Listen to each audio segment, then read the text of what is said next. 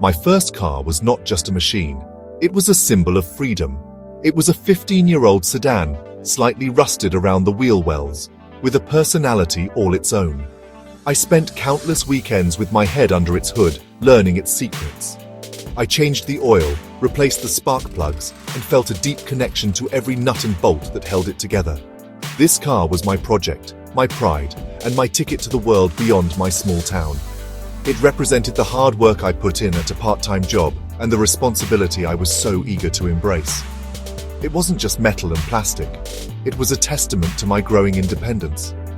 One sunny Saturday, I decided to tackle a bigger job, replacing the timing belt. It was a delicate operation, one that required precision and patience. I meticulously followed the manual, laying out each part in perfect order on a clean cloth. The process took hours. I felt a surge of accomplishment as I tightened the final bolt on the engine cover. Or so I thought.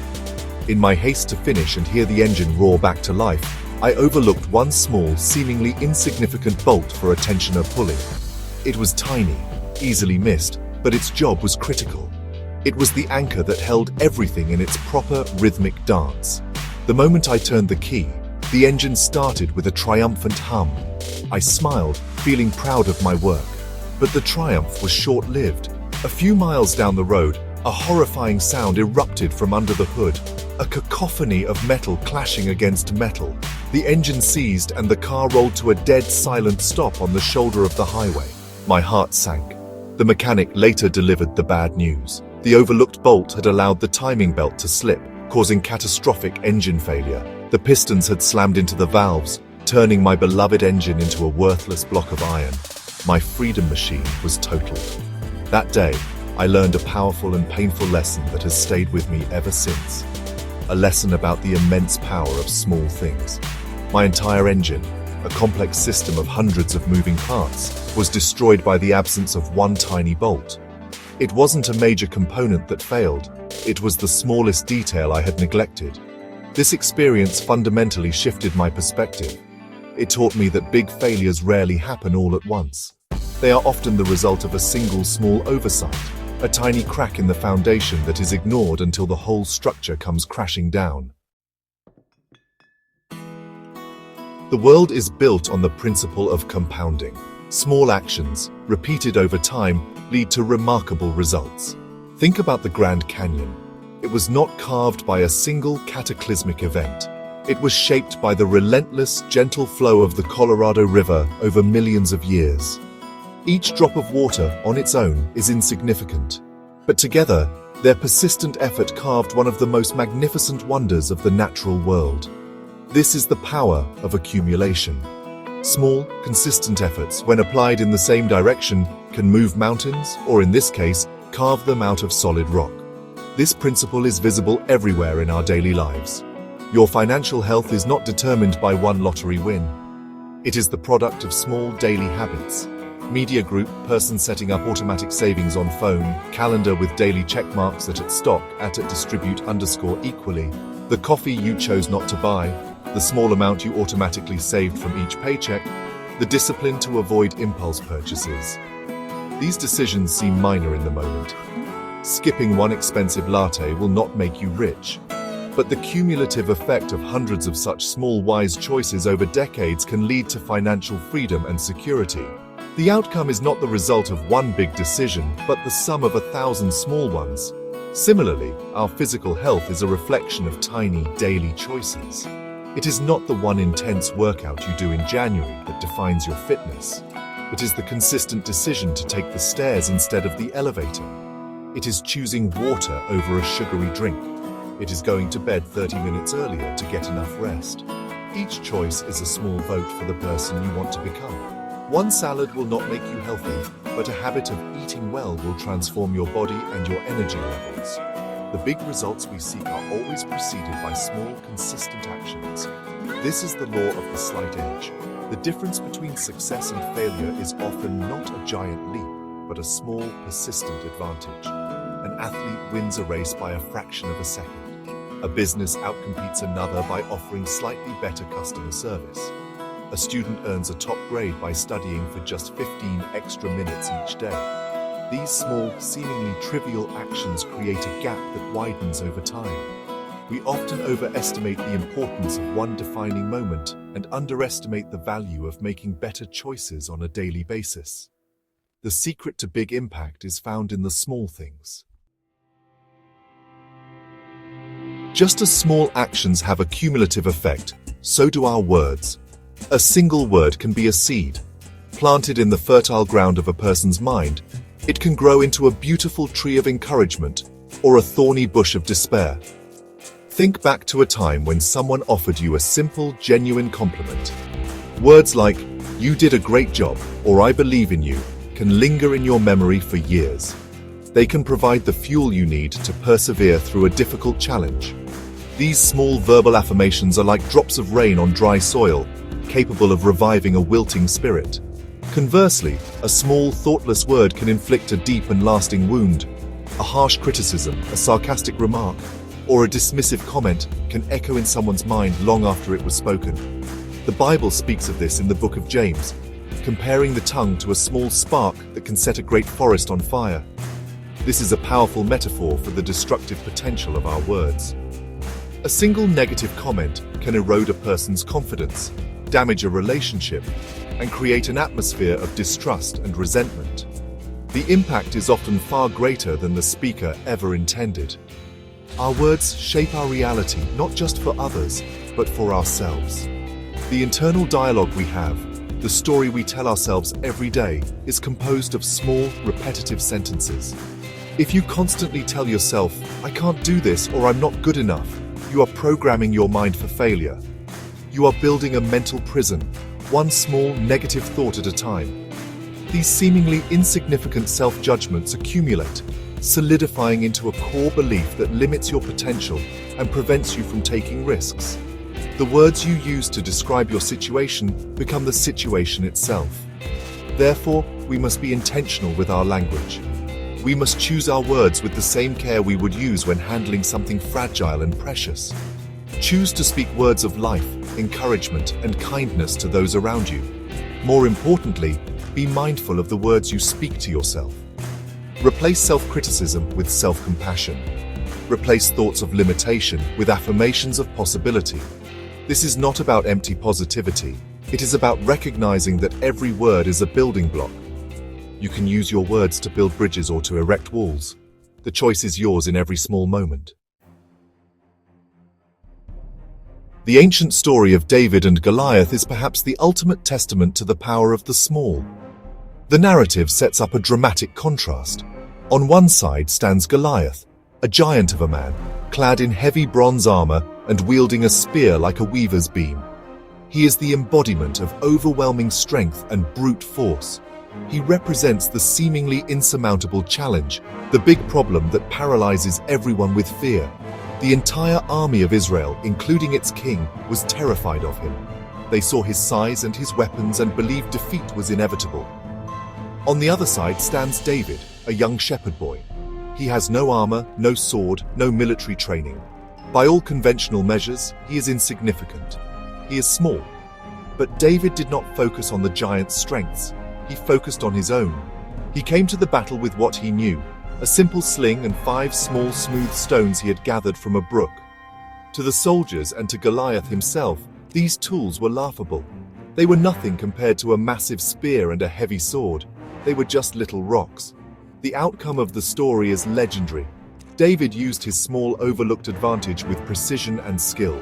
With a single, well-aimed stone, he struck Goliath in the forehead, and the giant fell. The small thing, when applied to the right weak point, defeated the big thing. This story teaches us a profound lesson. Do not be intimidated by the size of your challenges. Instead, focus on the small, consistent tools and skills you possess. Your unique strengths, no matter how small they may seem, can be leveraged to produce an outsized impact. David's victory was not a fluke. It was the result of his habits. As a shepherd, he had spent countless hours practicing with his sling, protecting his flock from lions and bears. His skill was honed through small daily acts of diligence. When the big moment arrived, he was ready.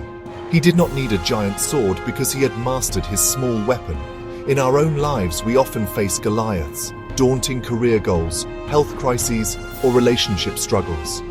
The key is not to wish for bigger weapons, but to master the small stones we already have in our pouch. Small things do not only lead to great successes, they can also lead to great failures. The Bible offers another powerful metaphor to illustrate this principle: the leaven. In both the Old and New Testaments, leaven or yeast is often used to symbolize a corrupting influence.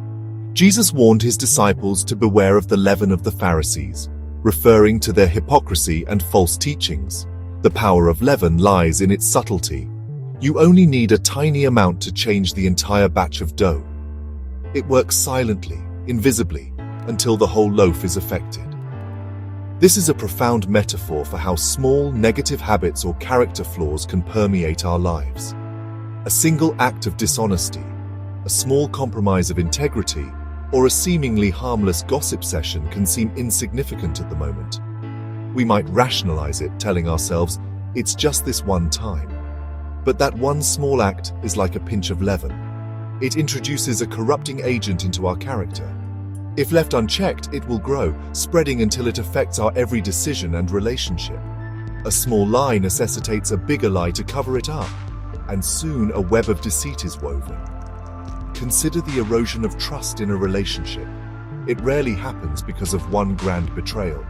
More often, it is a slow, steady decay caused by a series of small letdowns. It is the broken promise to call. It is the dismissive comment made in front of friends.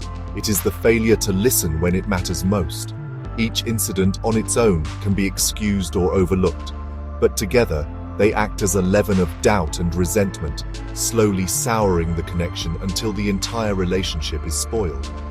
The foundation of trust is not shattered, it is quietly dissolved by the acid of small, repeated neglects. Therefore, we must be vigilant guards of our own character. We must pay close attention to the small sins and the little compromises. These are the entry points for corruption. Integrity is not something you have. It is something you practice in the small moments. It is choosing honesty when a small lie would be easier. It is showing kindness when a sarcastic remark comes to mind. It is taking responsibility for a minor mistake instead of shifting blame. By guarding against the small leavens, we protect the integrity of our entire life. Just as small negative influences can corrupt, small positive influences can create something magnificent. For this, Jesus used the parable of the mustard seed. He said the kingdom of heaven is like a mustard seed, which is the smallest of all seeds. But when it is planted and grows, it becomes the largest of garden plants, a tree so large that birds can come and perch in its branches. This beautiful image teaches us about the incredible potential hidden within the smallest of beginnings. A small act of faith, a tiny seed of an idea, or a simple gesture of kindness can grow into something of immense size and significance. Think about the start of any great movement or organization. It rarely begins with a grand, fully formed plan. It starts with a mustard seed, a single person with a small idea and the faith to act on it. A charity might begin with one person giving their own lunch to someone in need. A revolutionary company might start with two friends tinkering with a circuit board in a garage. A social movement might be sparked by one person's courageous refusal to accept injustice. At their inception, these actions are small and seemingly powerless, but they contain the DNA for something much, much larger. This principle applies directly to our personal growth and faith. Sometimes we feel our faith is too small to make a difference. We look at the mountains of problems in our lives and in the world, and our belief feels like a tiny, insignificant seed. But Jesus reminds us that we do not need massive, unwavering faith to begin. We only need faith the size of a mustard seed. That small seed of belief, when planted and nurtured, is enough. It is enough to take the first step, to say the first prayer, to make the first positive change. It is the starting point from which great things can grow. Do not despise the day of small beginnings. Do not look at your small idea, your small talent, or your small act of service and dismiss it as worthless. Plant it, water it with consistent effort, and protect it with your belief. You may not see the results immediately. Growth, like that of a tree, can be slow and imperceptible at first. But given time, That tiny seed can grow into a mighty tree that provides shelter, nourishment, and a place of rest for others. Your small beginning holds the potential for a great and lasting impact. Trust in the power of the mustard seed. The core lesson from the bolt, the stones, and the seeds is this: the big things in life are governed by the small things. Success, failure, joy, and sorrow are not delivered to us in large single shipments. They arrive daily, in small increments. The quality of our lives is ultimately determined by the quality of our attention. Are we paying attention to the small details, the final bolt, the kind word, the slight compromise? Or are we only looking for the big, dramatic moments, ignoring the subtle currents that are truly shaping our destiny? The art of a well-lived life is the art of noticing.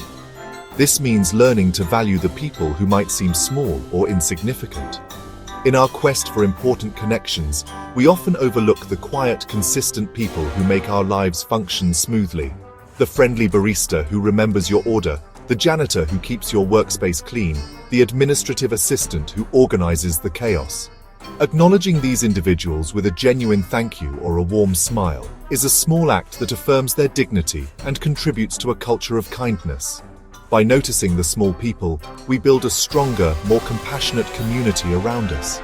It also means finding joy in the small moments that make up our days. We are often so focused on reaching the next major milestone, the graduation, the promotion, the vacation, that we rush past the beauty of the present.